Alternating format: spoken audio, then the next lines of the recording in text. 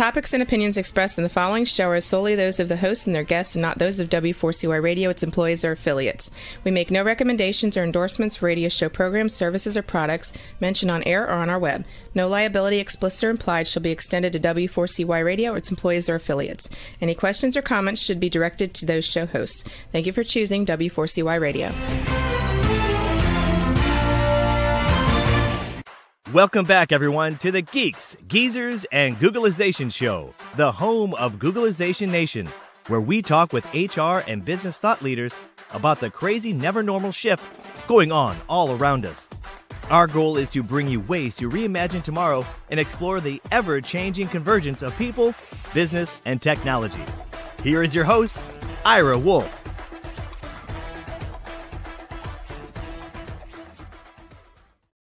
Well, welcome back, everyone, to the Geeks, Geezers, and Googlization Show. Thank you for being part of Googlization Nation. I'm Ira Wolf. If you think this is just another podcast, think again.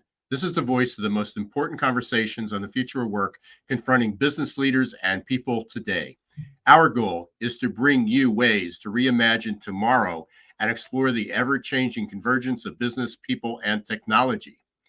I'm grateful to share that once again, Avanti is sponsoring this episode of Geeks, Geezers, and Googlization.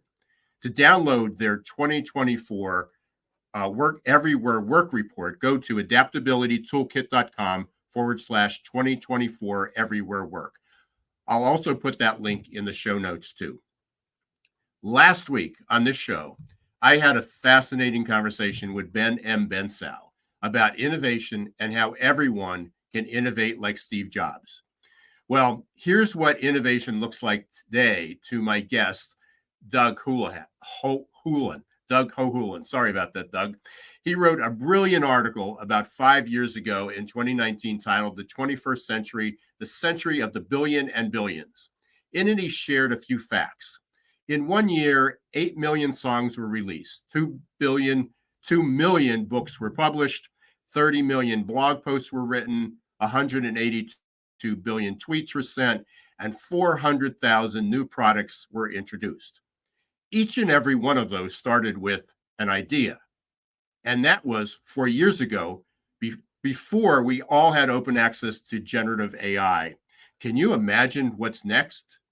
Well, Doug will be joining me shortly to share more mind-boggling stats and how AI is being used for good, as in healthcare, and how we must be careful to use AI right. But before I bring Doug to the Googlization stage, I want to make sure that you put two more dates on your calendar. First, tomorrow, May 30th at noon Eastern Daylight Time, I'll be introducing a new monthly series, At the Corner of Main Street and Wall Street. It's a show about the convergence of the economy, politics, and technology. With the tsunami of AI sweeping over us, combined with the upcoming U.S. election, it's a show you don't want to miss. I'll be joined with a few names you're likely familiar with from previous conversations on Geeks, Geezers, and Googlization. Odeon Capital Group co-founder Matt Van Alstyne, and journalist, editor, podcaster, and film producer John Aidan Byrne. The three of us will be joined by a special guest, Nathan Lewis. He's the author of the new book, Inflation: What Is It, Why It's Bad, and How to Fix It, which he co-authored with Steve Forbes and Elizabeth Ames. Like always, the show will stream live on LinkedIn and YouTube. Then next week in our regular time slot, Wednesday at 11 a.m. Eastern Daylight Time, futurist Sam Rad will be joining me. We'll be talking about the future of work, everywhere work, and more about the future of AI. But now it's time to welcome Doug to the show. Doug Hohulin has a treasure trove of experience. He spent 33 years at Nokia and Motorola in strategy, business development, account management, and engineering roles. Now he's an AI technology advisor for Next Collabs and AI and Partners. He's a leader in VR, ARA, and KC, Kansas City, Digital Drive. He's all about making AI responsible and safe. His passion: using AI to create a safer healthcare system, reduce the 3 million deaths a year from medical errors, and improve patient outcomes. He's the co-author of the new book, Tech Power Healing, The Future of Medicine in the AI Age. Let's welcome Doug Hohulin to the Googlization Nation stage. Well, it's a pleasure to be here. Thank you so much. Hey, thanks, Doug. It's great to have you back. I can't believe it. When I was looking through the episodes, it was almost 2 years, I think. Since Exactly. Yeah, we talked about VR at the time and the future of XR and the metaverse. Yeah, and it's still out there, right? It's still there and developing. Yeah, it's happening. In fact, Alvin Graylin, excuse me, he wrote a book, The Next Realities, and about how AI and XR, the metaverse, are going to be supercharged. So it's going to be an amazing. The 2020s is going to be the soaring 2020s of technology, and so it's going to be a very interesting time. But it seems like it's a lifetime ago, because it's just maybe 16, 17 months now that ChatGPT was introduced. That's correct. Yeah, fun fact: there was when ChatGPT was introduced, that same month, November 2022, was when we had 8 billion humans on the planet. Oh wow! So, well, you had this great article, and I know we saw it. I think we might have mentioned it last time and got into it. But I encourage everybody. I'll put a link in the show notes to it, and we'll make sure that everybody has access to it. But you talked about, as I said, the billions and billions. Here's just a snippet of it. And if we look down kind of the left side, I mean, it's almost it's over 200 years ago. We reached 1 billion humans on the planet, and then about 22 years ago, 1 billion cell phones, and then again 20 years ago, 19 years ago, I guess, a billion internet users, and we scroll down, and again, people who are listening to this, I'll make sure I put a link to this slide so that they can view it, or you can go to the article. But some of the things that just happened in the last few years, let's see, 2011, there was 1 billion smartphone users. 2021, we reached 1 billion surveillance cameras. 2022, 1 billion humans with wearables, which is amazing. 2022, we had 8 billion humans. 2022, we also had 1 billion 5G users by the end of the year. That was your projection, I think. I don't know. I'm not sure if we reached that one or not. Yeah, we did. Did we? Okay. And then 2024, currently, 1 billion people using digital fitness and well-being devices. Exactly. Yeah, it's just been a wild ride. And one thing I would comment is, while it's the 1 billion, like there's 8, billion people on the planet, that we get the first 12%. But the other important statistic is 5 billion humans using smartphones. Because they have the power of all human intelligence on their phone, on this device, and there's 5 billion people using it, about 33% or 66%, excuse me, of the population of the world, and only the very young, the very old, or the very poor don't have a smartphone. And so I'm excited about that statistic. So we went from in 2011 having 1 billion people. These are the innovators, the people who really get the technology, and then in this case, it took 11 more years to get to 5 billion people. And so I'm predicting that, last year I wrote the article that added, we'll have 1 billion people using AI technology. And we're on track for that, depending on how you count the statistics. And then, the question is, when will we have 5 billion people using AI? So when will we have abundance for the planet around artificial intelligence? And I think that's going to be within 5 years from this date. So by 2029, we'll have 5 billion people every day using AI to be more productive and to, basically save 20% of their time every day of knowledge, information, to organize that information so that it can be very useful for that individual. Yeah, and there's so many applications for this, which I know we're going to get into, especially with healthcare. But you did answer one of the questions that I was going to ask, is what's the significance of 1 billion? Because it's a massive number, and obviously it represents 12%, about 15% of the planet. But is 1 billion considered the tipping point? Because it's then again only 12%. What's to say that it won't, that's not the peak, it's not just a fad and then, Right. and it goes away. So we're looking at it that it's just this continuously rising curve. Is this the angle of the exponential curve that shoots up?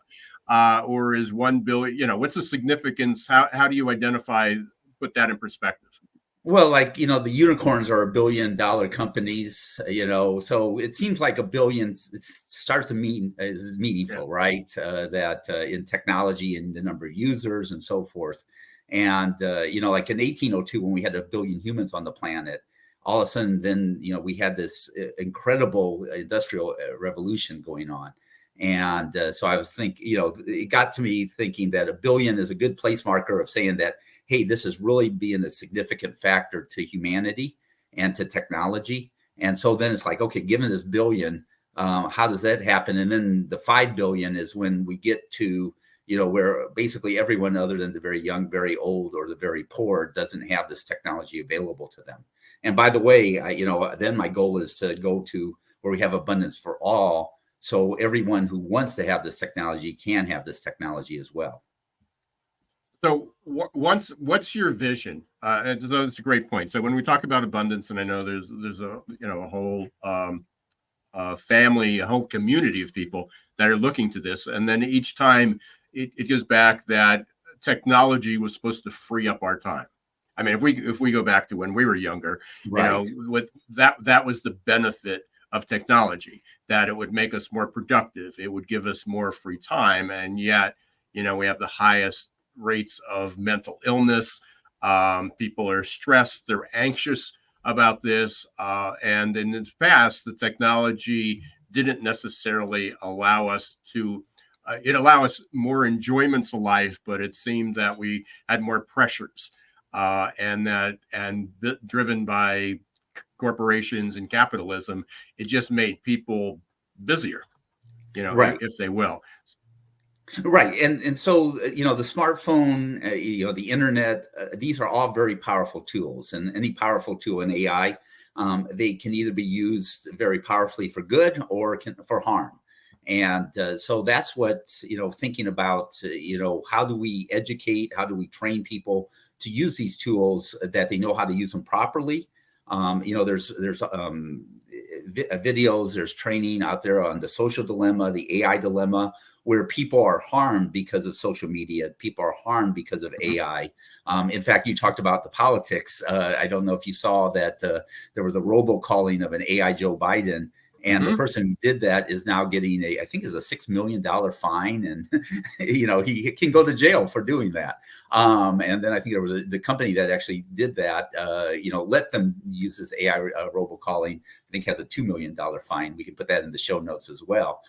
So, it's like, how do you use these tools properly? The first rule of thumb is don't do anything that can get you into jail, right? Or pay millions of dollars of fine. Right. And that's where, like I talk about working on AI projects where the AI systems have to be right, whether it's in healthcare, we don't want to kill people or harm people, first do no harm. Road safety or autonomous vehicles, like as we roll out AI into autonomous vehicles, how do we make that? Governance and policy. As you're rolling out this technology, how do you make sure that, you're using these tools properly where you're not going to move fast, break things, but have to pay lots of fines? So in fact, if we want, we can talk a little bit about the EU AI Act, where now that's in place. And, the winner of the GDPR of Europe, of data privacy, of the largest fine is 1.2 billion euros. Speaking of a billion, from Meta Facebook, because they weren't following the rules. So, it's very critical that, whether you're doing it for robocalling, deep fakes, whatever, that you understand what you're doing. And, if you do something illegal, whether you're using an AI tool or you're just using a non-AI tool, if you're doing it illegal, you're going to get in trouble. Yeah, absolutely. And just you brought up about deep fakes, and then our show tomorrow, and we're talking about politics and technology and what can go wrong with this, and people are concerned just as they were with Biden's deep fake. But Sam Rad, when I saw her a few weeks ago at the Avanti Summit, she gave the keynote. and she showed a video, and it was a video of her, except it wasn't during the pandemic. She sat down and she created what she called SAMRAD 2.0. Right. Yeah. And you're watching the video. She's talking, she's explaining, she's doing her thing on the video while she's on stage. And it was, as she said, it was SAMRAD 2.0. Exactly. It was yeah. her. People are creating their digital twins where they can engage tell. with it. Yeah. Yeah, you couldn't tell. I guess that's one way we could be more productive, that we can send our digital twin to work and get paid, and we wouldn't have to do it. But there are always bad actors, and again, we can talk a little bit about that. But I think let's talk about some of the things that people fear. One is jobs, but the other is when you talk about the good that could come out of it. You mentioned about the vehicles. And I don't know if you know these stats offhand, but you shared a few examples with me of how AI, although people fear the Teslas and these self-driving autonomous vehicles, they hear the one accident, the one death, but there is so much more benefit that can come from that. When we take, for example, I mean, every single day we know someone's in an accident. We read in the papers, we see in the news that someone's injured, and many times it's someone we know. It could be a family member, a neighbor. It happens all the time, and how AI and technology could help us, could help eliminate that. So let's talk about that a little bit, because I think that's one of the everyday uses for it. Right. Yeah. 1.2 million people die every year around the world. 46,000 here in the United States die through traffic accidents. And unfortunately, the numbers have gone up. In 2014, it was 36,000, and we've increased it by a factor, another 10,000 people. And these accidents, they're not accidents. They're tragedies, and they don't need to happen. Right. An accident is something that we don't think it should happen or shouldn't happen, right? These are things that we can avoid. And so the question is how do we use this technology to ensure that we're using it for good? Now, one of the reasons the death rate has gone up is people are speeding more. They're driving more distracted. Pedestrians, we want people to bike more, walk more. But, I kind of joke that, if you're in downtown New York City walking or riding a bike, you're kind of like a wounded gazelle on the Serengeti plains, right? You have these trucks and cars driving around, and you can have accidents. So, this is, this mix of technology with human experience could get more dangerous before it gets better. But that said, the risk and what's happening, just 3 technologies of AI, which is blind spot monitoring, emergency braking systems, and blind spot. And lane keeping technology can save 10,000 lives a year in the United States. So if we can roll out this technology gradually to improve safety. But this is a good example. If you say, okay, well, now I have an emergency braking system, so I can start reading a book when I'm driving. No, that's not using the technology properly. And so you need to know the limits, the guardrails of the technology, and say, okay, as long as I'm doing this, I'm driving safer. But if I start reading books, or there's videos of people playing a ukulele or in the backseat of the car, that makes it more dangerous. In fact, Tesla got in trouble because they weren't monitoring their drivers as they're using this technology. So they've updated that. So if you're not having your 2 hands on the wheel, remember when you take driver's ed, they're saying keep your 2 hands on the wheel, pay attention. If you're not doing that, Tesla will yell at you and say, hey, put your hands on the wheel. And so my car, I have a newer Toyota, and the same thing is, I have to keep my hands on the wheel, or even though I have lane keeping and I have adaptive cruise control, I need to be engaged. I need to be the captain of the car, as opposed, and there's a co-pilot, right? There's a co-pilot doing it, but I'm the captain. I'm in charge of the safety of the vehicle until, for the next 10 years, we're going to be that way. Yeah, and to me, and I was going to ask you about that because as you're talking, I mean, people are keeping their cars longer Hmm. because we're able to. I mean, because of technology, Hmm. they last longer. We've got, we have multiple cars, but the two that we use primarily, one's a 2016, one's a 2017. They're both in excellent condition. One only has 60,000 miles on it.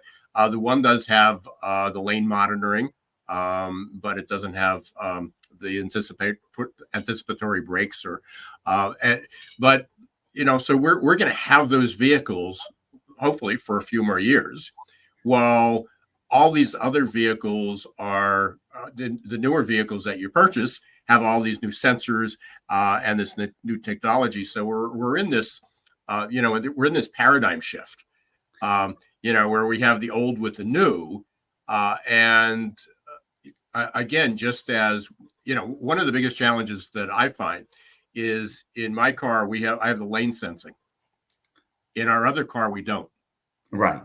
So you get used to that technology. It's like, well, if I weave or if I, I'm not doing it intentionally, but you get used to listening to the beep or to the light Exactly. flashing.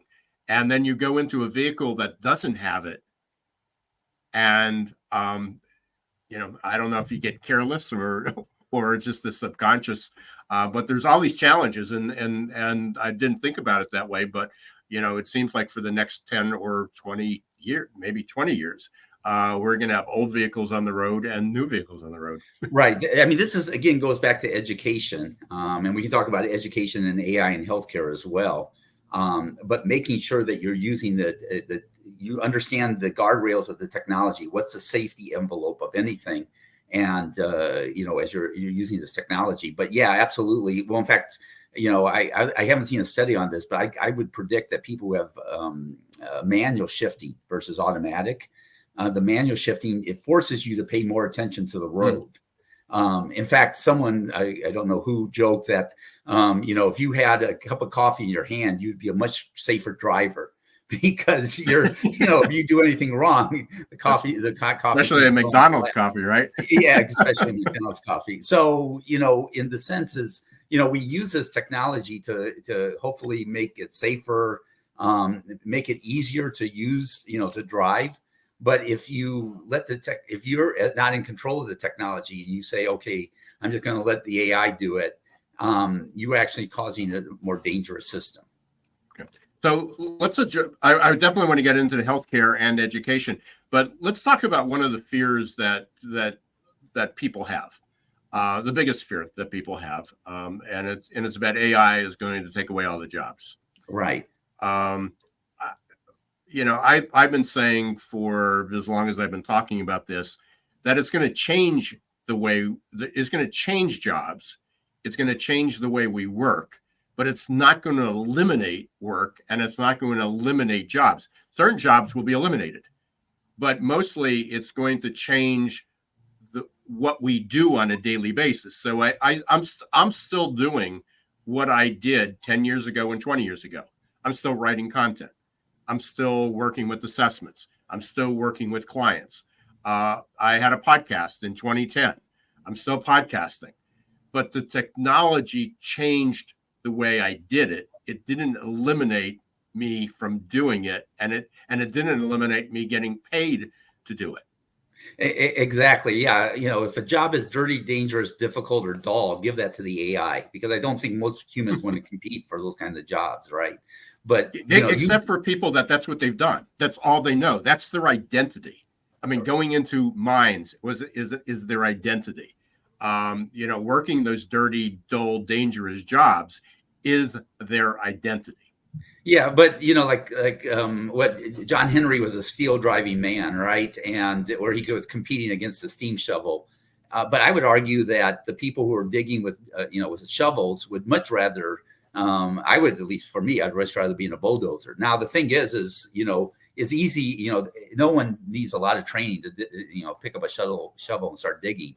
But people need lots of training to know how to use a steam shovel, right, or a bulldozer, or so Right. forth, right? Yeah, if I got in a bulldozer, I'd cause a lot more problems, and if you give me a shovel, I won't cause that many problems, right? And that's why AI technology amplifies either the good or the bad, right? Right. And so the thing is this is where in fact the Biden administration talks a lot about this on how to use AI properly. Is that there's a lot of training needed involved, right? To say, okay, what job are you currently doing, and how can AI aid that to help you amplify your ability and to help you be more productive? So what's your advice? I mean, I'm teaching and again, because it's an innovation and entrepreneurship course or change management, leadership. I mean, we're talking about these things and how to use those. But, I'm also, as an adjunct, I mean, I'm also here from all the other faculty and just in education. It doesn't have to be at the postgraduate or the post-secondary level, but secondary schools and even down the elementary schools of when do you introduce these tools to people? And I've always said one is that's the future. We need to teach people how to use tools that they'll need to use in the future versus going back and learning calligraphy, learning handwriting. I mean, there's some reasons and some disciplines to learn how to do that. But there's a huge controversy, and there's a lot of resistance for that. And to me, it's doing a disservice to say you can't use it. But what do you see happening? Where does this all fall? Right. And in fact, I give talks to high school students. I have a friend who's an English teacher, senior English teacher, that talks about the brave new world, and they have to write an essay about new tech, where's the future of the world going? And so I've for like 5 years, I've gone in to talk about this, the technology, and he doesn't want to use AI, right? For this, though, I think spell checking is okay, right? And grammar checking is okay, but Grammarly AI is not okay, right? So he has different levels. Now, personally, if I was a student in his class, in fact, I need to talk to him about this, is I would write 3 essays. I would give him, okay, here's your rules, right? Here that I can't, I can't use AI for this. So this is what I'll do just myself. Then the second one is I will use AI 90% of the time. And, it's just like kind of regurgitate, right? It's like, okay, here's the essay that AI gives. And then my third essay I'll give him is, one where I am using collaboration with the AI. So it's 50% me, 50% of the AI, and hopefully get a much better essay. And, and actually what I do is I write a 4th essay, maybe I'm an overachiever, but I would say, okay, this is what I learned through this process. So this is what I wrote the first time, that you're going to grade me because, I get an F if I use the AI according to your rules. But the second one is like, okay, this is what the AI did without me doing much, right? But the third one is the collaboration between AI and myself. And then what did I learn new? What things did I learn that I didn't know about? Because at the end of the day, education is all about learning, right? Just writing an essay is, if you don't learn about writing the essay, who cares, right? So it's a process of what am I learning through that process? And so, so maybe write a 4th essay that says, this is what I've learned on this. Now, if I was a teacher, what I would do is when a student gives me an essay, I'd say, okay, I'm going to put that into ChatGPT. And I say, create a quiz, right? Of 10 questions based on that essay, and then give it to the student. And if the student can't answer his own questions on his essay, then maybe he didn't write it or she didn't write it, right?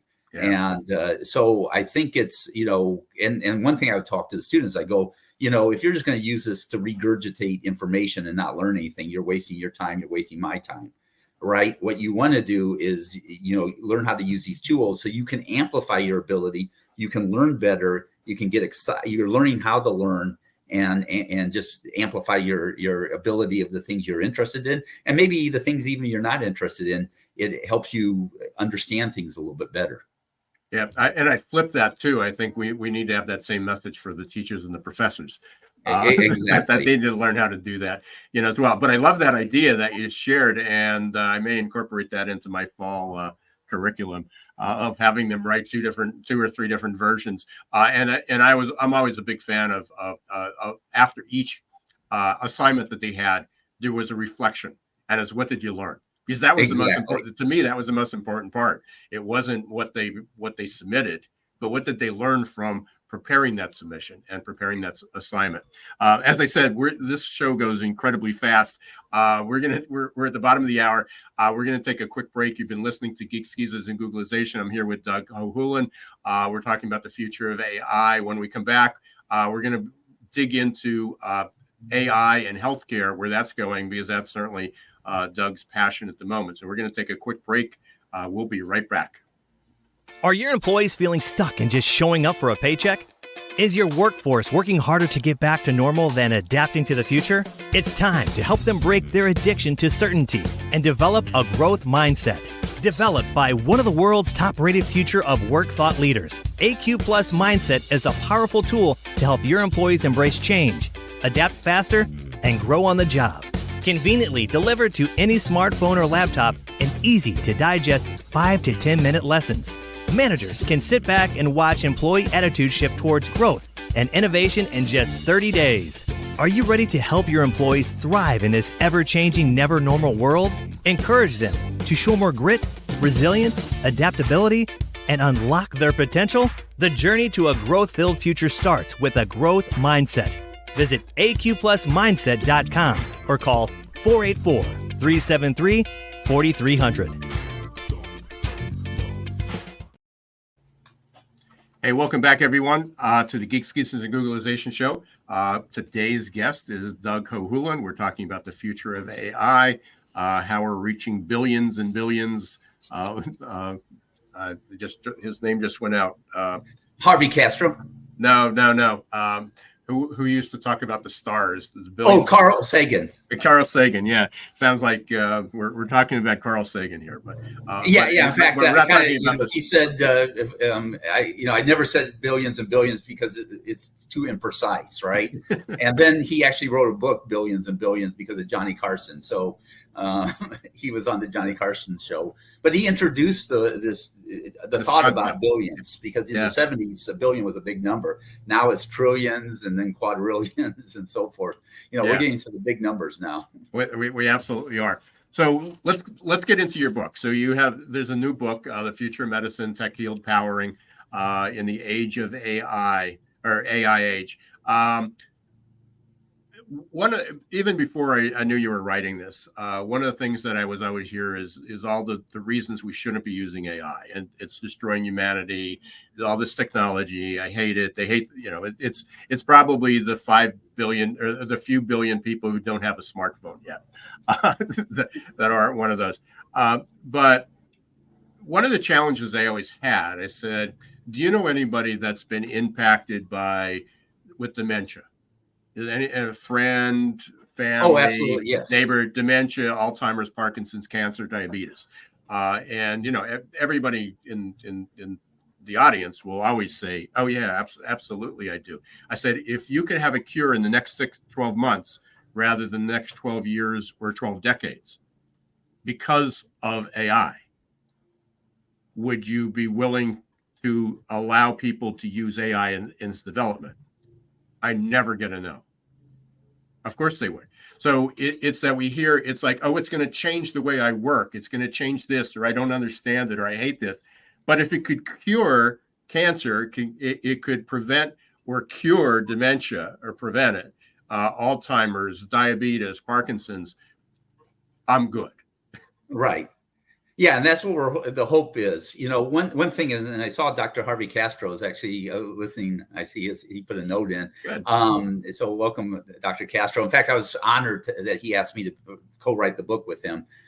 So I talked about technology. I mean, that's my background, bringing 5 billion smartphones, bringing all the cellular networks to the world. And, and then the future technology, self-driving cars. And I'm also on the KU School of Nursing Advisory Board on technology. So I'm a technologist. And then this collaboration with, Dr. Castro, who's an ER doctor. He's written like 11 books on AI and healthcare. And, so it was an honor to write with him on this. But yeah, there's so much opportunity. I guess a couple of things I would say is, is this going to be, revolutionary, or is this going to be incremental? And I think the answer is both. There's going to be, just like drugs. I have a friend who has chronic myelogenous leukemia, and her life expectancy would have been less than 5 years with the former treatment. But then in 2001, a drug called Gleevec came out that, basically your life expectancy is the same, whether you have CML or not.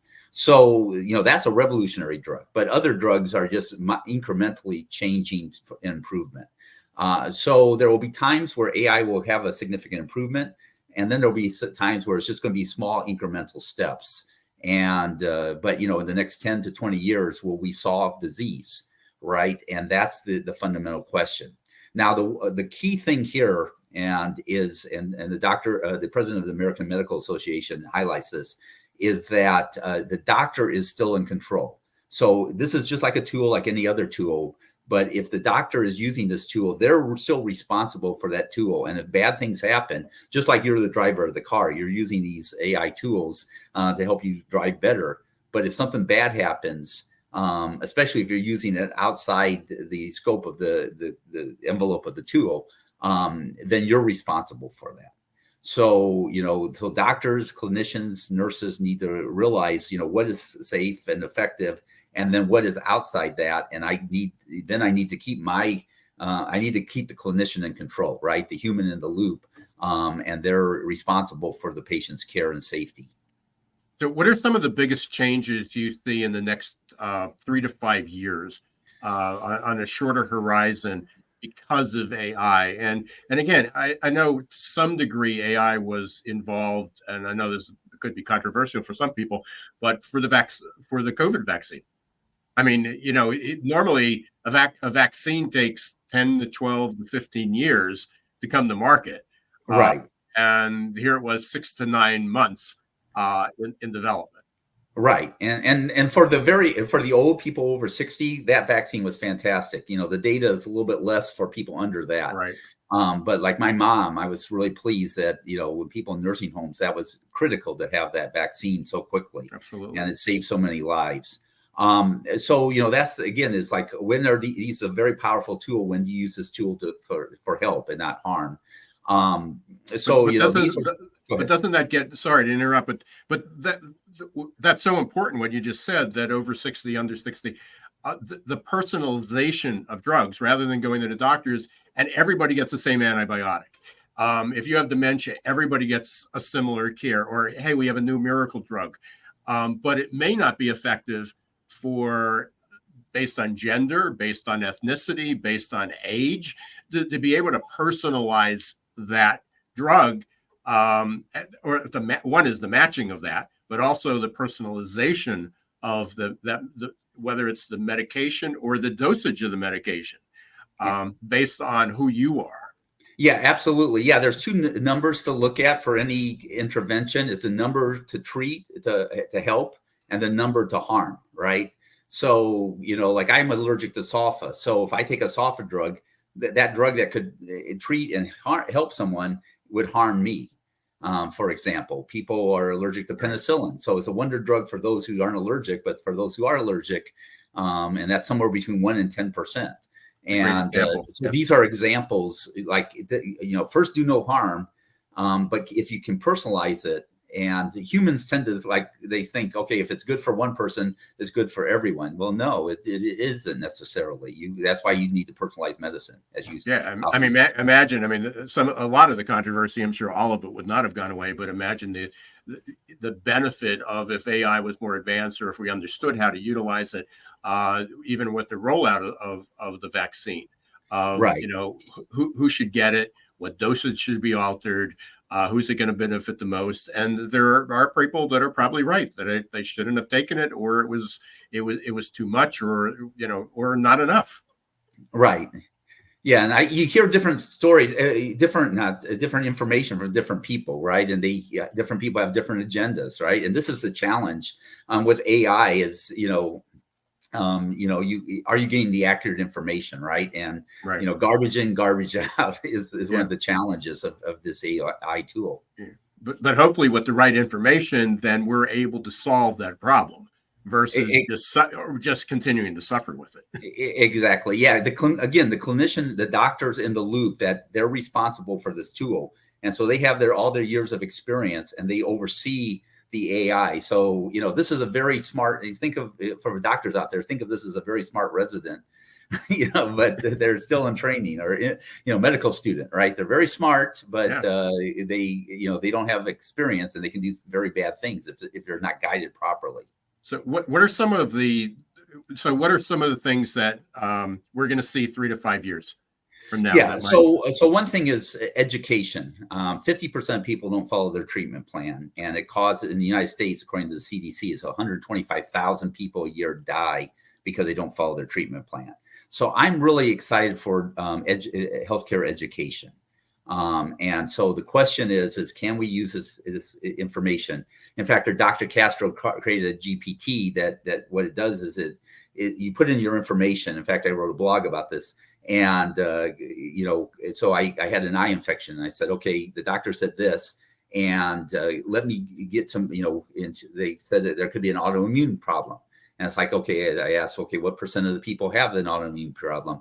And then I said, okay, if I went to a rheumatologist, what should I be thinking about? So I am much better educated about going to either my, primary care doctor or a rheumatologist, to do this. I have a friend who's a nurse, and, she's a retired nurse, and, she's like, okay, do you really want to do this if you don't have any other symptoms? Because, it's a lot of testing, and 70% of people may, not present with, it's the medical school. Disease. Yeah. It's a medical student syndrome. Exactly. The infirmaries and the hospitals and the ERs always knew when they were teaching a certain subject in medical school or dental school or veterinary school or any healthcare, because there was always an uptick in people coming reporting all these symptoms. Yeah, the definition of a healthy person is someone who hasn't been tested enough. If I keep testing you, I will find something wrong with you. And so, but education, like, how can I have, what are some of the 10 things I'm, in my health, right? My mom has, she's 87. So she has 10 things that are different than my 10 things. And then, like, okay, what can I do today to improve my health today, right? My 10 things are different than my mom's, different than someone else who has, cancer or what other disease. So, tools like Dr. Castro had, where you can get better education. Those with high medical literacy live 10 to 15 years longer than those with low medical literacy. So, can you have better conversations with your doctor? The other thing AI can do is reduce clinician burnout. Doctors and nurses are really burned out, and they don't need to worry about losing their jobs, because actually what we need more doctors and nurses. And so can AI, help with electronic medical records? Here in Kansas City, I'm part of Kansas City Digital Health group, and one medical doctor in the Kansas City health system talks about they have 200 doctors using, where what they do is they use their cell phone, and when the patient's talking, they come in and it's recording the entire conversation with the patient. And then after the conversation is done, it then summarizes it keeps a transcript. So if the doctor wants to hear the raw conversation, they can. And then it would have the summary of it, and then put it into the EMR with the notes. So the average clinician spends about 3 hours a day dealing with electronic medical records. Doctors use twice as much time on keyboard time than they do on patient time. And so we need to flip that. And so can we use AI to deal with all that? Now, one thought I had was, and this is using Dr. Castro's solution, is so you have an AI for the doctor, right? He's capturing from a doctor's perspective. But then you have an AI, your own personal AI, that captures, this is what I'm concerned about, right? Here are my 10 things I'm concerned about, and making sure that my AI is communicating properly with the doctor's AI to kind of overlap and say, okay, are we connected, right? Because there's times where the doctor, in fact, like the president of the American Medical Association said, they always say one more thing, right, at the end of the conversation. And, right. The doctor's treating you for a backache when, you have this other area that's going to kill you next week, Right. So, like when you go in, it's like, what are the most important things to talk to your doctor about? And can you have an AI, a patient AI, that focuses on, these are what we think are the most, being the most educated patient, can then engage with the doctor to make sure that you're getting the best care possible. Doug, I say this every week. I'm probably going to have to retitle the show if we're just getting started, because we're just getting started into this, but we're almost out of time. We're coming up toward the end of the show. I've got one real quick question I have a lot of quick questions for you, but one real quick question for you. What surprised you most in all your research and all your studies and all the things that have happened? What's one thing that surprised you the most? There's a group of people that are really, concerned and scared about AI because they haven't been educated on how to use it properly. Like right now here in the United States, only about 7% of people use AI, every day. So, maybe I should have realized that before, because, it takes a while for, even, 2011, 1 billion people having smartphones.